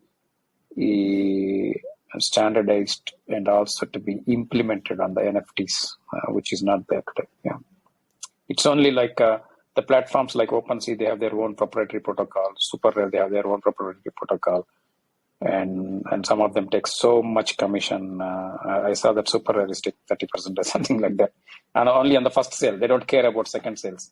That's what I don't like about these platforms. The platforms should also help to do the second sales, third sales, fourth sales, so that the most they also get revenue, and also so I don't think they take any revenue from the second sale, but I'm not sure. But for the artist, royalties will be there always. So you're saying that SuperRare only takes 30% on first sale, and second sale onwards they don't charge anything, and they don't even promote. Yeah, they don't even promote. Yeah. Yeah. That's a different strategy. How often have you collected from SuperRare? I collected not so often. I think I have maybe 30 plus arts on Super. I mostly like on Foundation. Foundation. Okay. Yeah. So, Foundation, what tips would you give to artists? Should they keep putting out more artworks as they create, or only put out after they have sold out the previous works? I think the one thing is like the artists do also promotion, like in the Twitter, for example, promoting the work in progress, so that some of the collectors get noticed. And I always like this. Sometimes it's Takashi, one Japanese artist. I don't think he speaks English, but he puts in Japanese work in progress, like it's I think acrylic or oil painting maybe. So, but yeah, he does that. Some of the artists, they do like work in progress, teaser kind of stuff, so that it's like an ad. Like when we have this Bollywood movies, they promote like trailer ads, right? Yeah, something like that. And then artists should also do that. And then I think on the Foundation and the publish, of course, yeah. No, this was about the marketing and promotion aspect. But What about the minting aspect? Should they mint as they create, or should they mint only after the previous stock is sold out? That many times when the artist promote one art, I actually go and look into their whole set of arts, unsold one. Then I have more choice. then I will buy something else what they're promoting, because they have their own point of view when they're promoting the one art piece, so which is unsold, but they might have a lot of unsold which I like and I pick. So that's why I always tell to artists don't even bother about if you have a very logical group of arts, what you call collections. That's very important. When you make a collection, you should put those arts which are very much connected to that collection. And you can start a new collection, third collection, but they can be unsold there. So, when an art collector comes, they will definitely look into all this. So that's what I do usually. Yeah. That's a great advice. Keep your stock ready. So keep as much as there, but just segregate it properly in different collections. So even if the main work you're not promoting, the collector can come and pick other works. They have a buffet to pick up from. Whatever they like, they can Exactly. Yeah. When I see the artists promote their unsold art, only one piece left, something like that, I don't like that, but I like the other arts what they have already sold. You see, there is no choice for me. Yeah. And then I ask the guys, when is your new work coming up? I still have unsold piece. Don't worry about one. You have only one unsold, right? So you are in a very good position, sir. Awesome.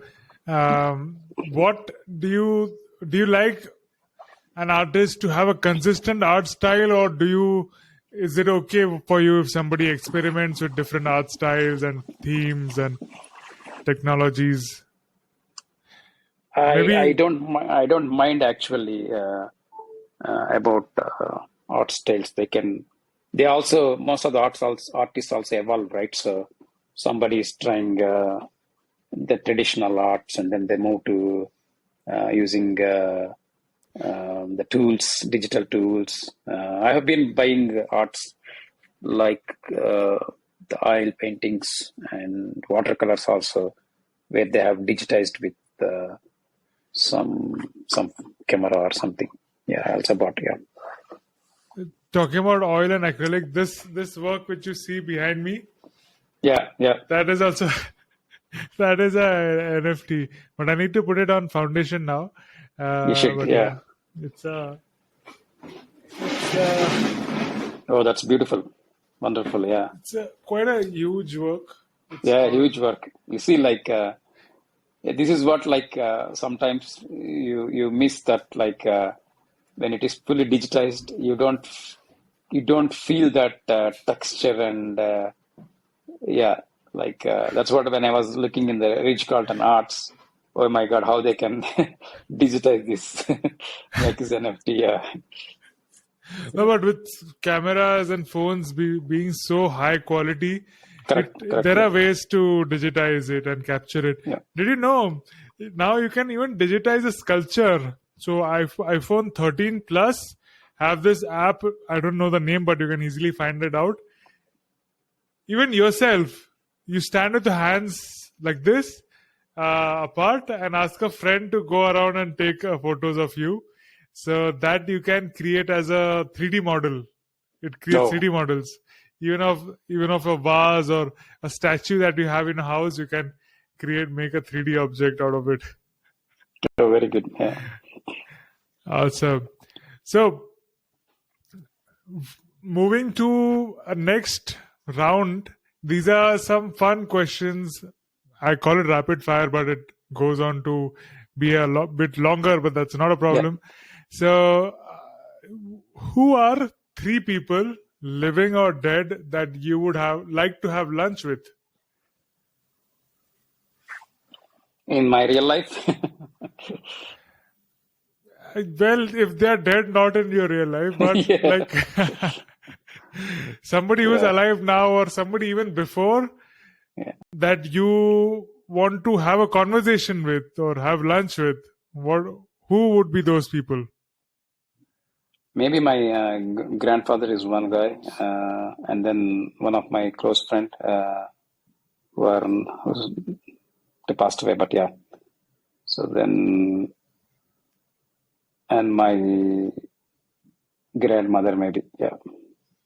And what there's a second part to this. What question would you ask them? Oh, yeah. The question what I would ask my friend was like, why the he died of some health issue, but I would ask him like why he didn't care about his health. He was very close to me. But he passed away 15 years back at very young age. Yeah. And what question would you like to ask your grandparents? As you mentioned, granddad and grandmom. Grandfather, I would ask probably like why he was never had any philanthropical thoughts, even though he had a lot of money. Yeah. Oh, so this is your dada or mama? Paternal or maternal grandfather? Maternal.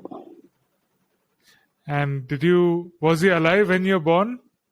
Yes, yeah. Even when I went to Finland, he was alive, yeah. Okay, and grandma?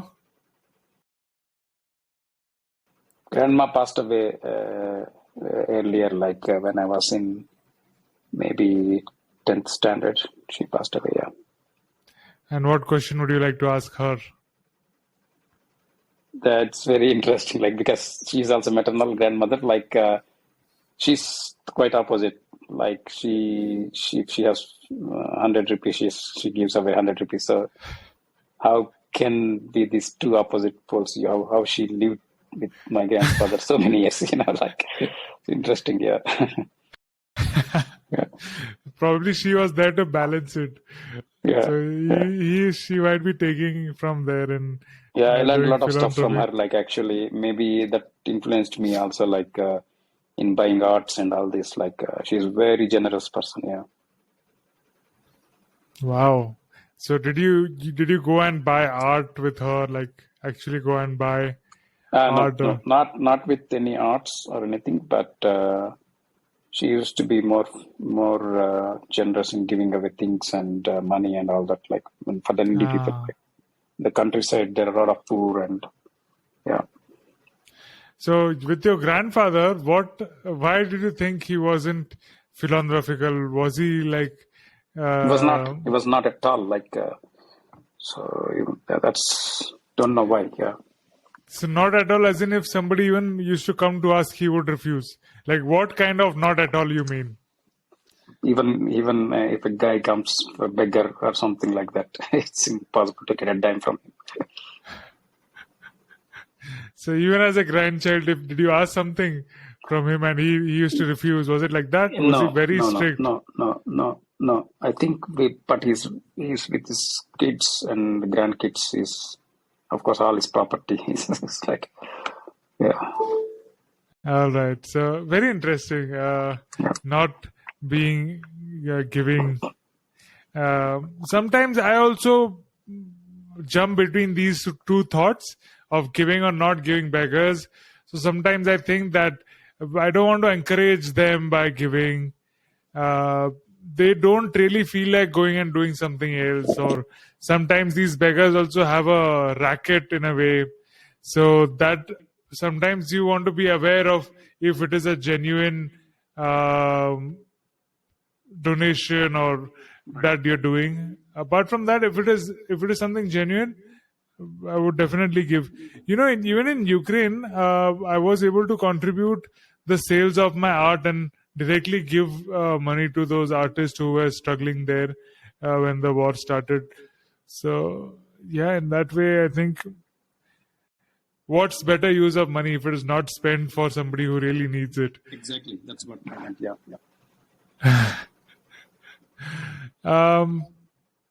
I didn't get to meet my grandfather, like Dada. I met my Nana, maternal one, but I didn't really meet to my Dada.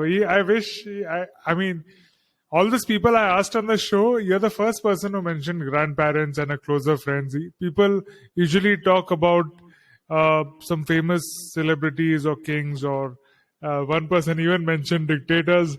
So all that, but yeah, grandfather, that takes me back in memory lane.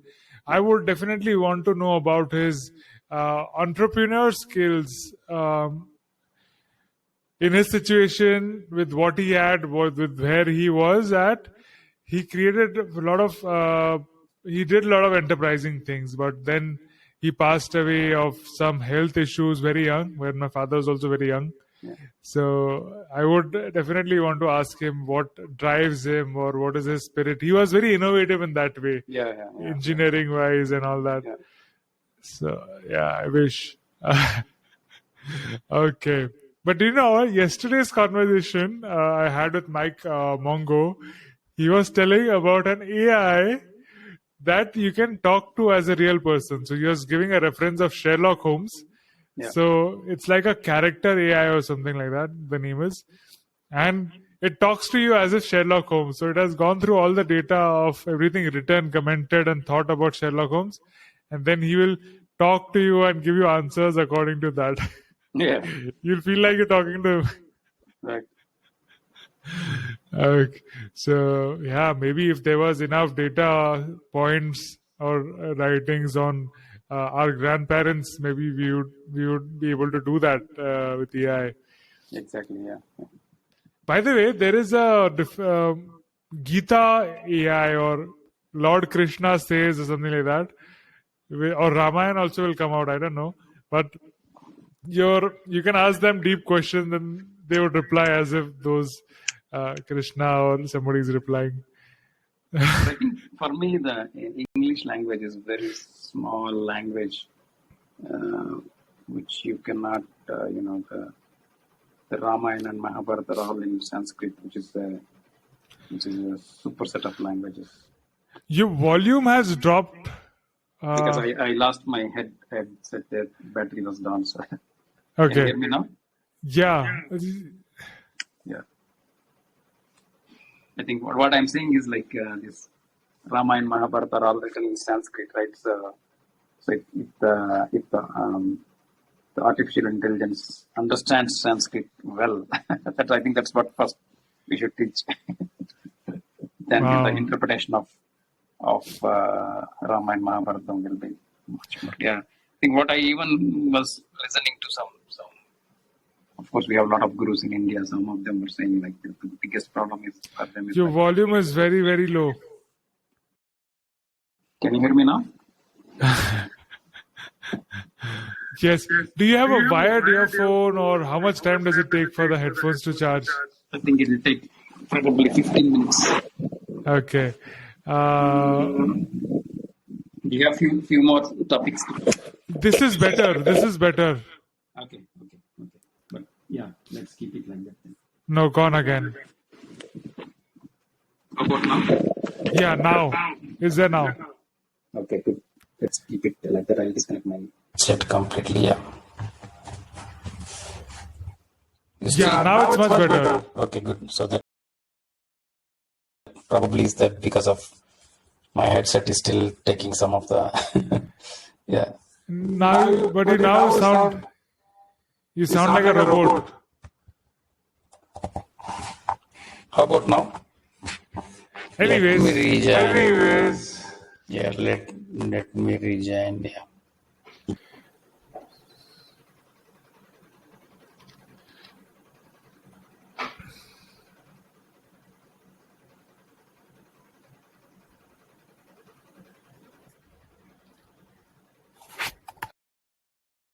Are you on your phone now? No, I joined in the laptop itself. Rejoined. Okay, that's awesome. So yeah, a couple of more questions. Yep. What is on your bucket list next? My bucket list. Well, I'm trying to exit the startup what I have currently now. That's the first on my bucket list. And then second is I want to do one NFT IRL gallery. Been looking into the digital galleries in New York. It's really amazing. Like how they project the arts. I don't know if you have seen that they have really, they took a very old house in New York City, and then they have converted into a digital art gallery. So it's the way they used instruments like projectors, screens, and all that. It's amazing. Yeah, it's not just like a digital screen on the wall, like a LED display, but it must be a very immersive experience. I experienced one of those displays in London. Yeah. Center. I don't remember the name, but it is seamless. It doesn't feel like screens. It's like the whole wall and the ceiling is digital. And those artists also have created an experience which is seamless. It's not like one PFP repeating again and again. Like you can look around and it's a whole immersive experience in that. It is beautiful. Even people, look at people's gallery if you get to go there or just look into it. He said that all the artists and exhibitions right now put up single screens and display their work. He created his own gallery, and that whole experience he has created, and one artist gets to display their work completely on all the screens at one time. Yeah. That's amazing, right? So you see that that's what I was also looking like, that similar kind of, yeah. And he gives specific dimensions and you can integrate it. Basically, promoted people to create a whole experience with their art for that space. That would be something fabulous. That is no way possible with paintings or screens. So when you talk about paintings, it is just one screen, right? Where you can see. So if we really want to take it to next level, we need to have digital walls and ceilings and then create that whole experience. Correct. That's what I think in real life gallery should move towards that. Because absolutely, no point just hanging a picture in the wall, just replacing the traditional wall frame with the digital screen. You don't experience that. Why would I go and visit a gallery? I can see that on my TV. Exactly. Yeah. This is a beautiful point. I'm going to make a reel out of it. Yeah. So great ideas come out of discussions like this. Yeah. All right. What is your favorite movie? I don't watch movies, so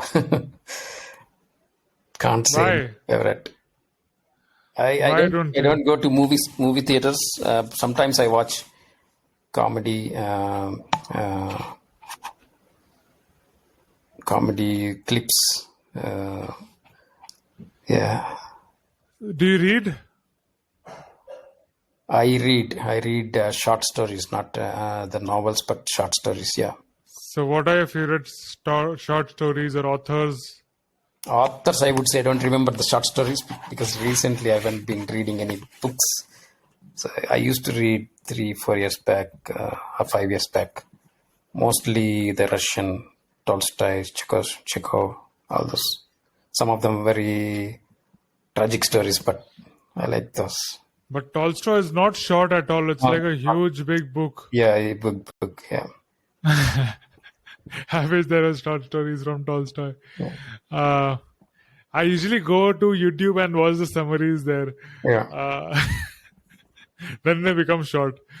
But the short stories, I think, mostly from Gogol and Chekhov. Those are all many Russian. I think it's not Russia. Maybe that those days it's USSR. Like most of even Finland was also part of Russia those days.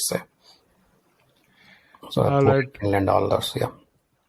So those translated in English are what you read? Yes, yeah. I always read English version, yeah. What do you like to do for fun? When I have time, for me, fun is like sometimes I watch comedy. Comedy makes me stress relief. So I watch comedy, yeah. So you should come to our space. We crack a lot of jokes. I have a long list of dad jokes. Yeah. And practical impromptu jokes. Yeah. So it keeps it light, It relieves the stress, even from the listeners or whatever it is. It just smile works in magical ways. Yeah. What gets you excited about the future? technology, like the space, what Elon Musk is doing, like, exploring the space and autonomous cars, all this. There are a lot of technology, both in terms of, towards health, like genetical medicines, and then bionics, all this kind of. I think in the old days we have problem with the computation power and all that. Now I think they're very fast, and I think the biggest problem probably now, what Microsoft CEO was saying, is like the programmers are not fast. So hopefully the chat GPT works. Like, yeah. He was even referring to Andrei Karpathy, who is an AI expert, who used to work for Tesla and SpaceX. Android Karorpati. Andrei Karpathy. Yeah. Acha. Yeah. So I think he's maybe a Polish guy or Russian guy. I don't remember what's his native, but he used to work with Elon Musk on AI in the car. Neuralink. Yeah. And OpenAI. Yes. Very interesting. Yes. And then he moved out of, he's now a freelancer. Uh-huh. So he told to Microsoft CEO, like, for him it used to take many days to write some complicated programs. Now he's taking the help of ChatGPT, and it's becoming much faster, his work. Yeah. Awesome. What is your favorite food? My favorite food, I come from a coastal town, so I like a lot of seafood. So mostly there is a fish curry, which is made in where I was born. It's called Nellur. It's the name itself, like if you come to Hyderabad or South, you can find that Nellur fish curry. So that's my favorite, yeah. And Finnish, what Finnish dish? Finnish dish, I like they make meat casserole, like with the lamb, that I like. What is a casserole? It's a dish, it's a pot where they make a lot of vegetables and meat, and it cook in the oven. And Uh-huh. yeah. Awesome. Is that another thing that your wife prepares really well? My wife's mother used to prepare very well. Yeah, they have this wood oven and used to have that, but yeah. Wow. What advice would you like to give your younger self? Younger self meaning? Somebody who's just about to leave for Finland, or like when in your early 20s. Okay. Yeah. I think the younger generation, what I have seen is like, it's very, they take life very easy and practical, probably. I think, which at my age, younger age, are not very different. So, but I think the younger generation, what I would like to give advice is like, go with their passion. So try different things. Life, you live only once, so don't. YOLO. Yeah, YOLO, yeah. Okay. What is the most priceless gift that you have ever received? Priceless gift. Maybe my wife. Yeah. Wow. She should be hearing this episode now. Yeah. All right. So thank you so much. We are hitting the 2-hour mark. Thank you so much, Srikanth, for coming and doing this for us. With us, it was great conversation. Many awesome things came out. What are some of your parting words to the audience? What would you like to say? Pardon? What are some of your parting words for the audience? Audience, I would assume mostly with the NFT space, right? Artists. There are many people from other backgrounds also. We have a lot of listeners from over 16 countries. Oh, okay. So I just go with their passion, and even if you have failures, you will learn a lot of stuff from your failures. So that's what I have been also with startups and whatever it could be like, So yeah. Go with the passion and learn from failures. Learn from failures, yeah. Absolutely. Wow. Thank you so much. And just about the show, 16 countries, and it's not just about NFTs and artists and collectors. We have had Bitcoin, Paxful, the CEO of Paxful. Yeah. Then we had Army Major General. So we have people from diverse fields. So basically, we want to get insights from life of experts from diverse fields. We had an art historian, a tantra teacher, spiritual guru. We had so many scientists, ISRO scientist, astronaut. Yesterday was an astronaut to be. And then we had a marine biologist. That episode was so cool about sea life and creatures and sharks. And I like the eggs of a shark. Have you ever seen a shark egg? No. I'll share the shot for you. Yeah.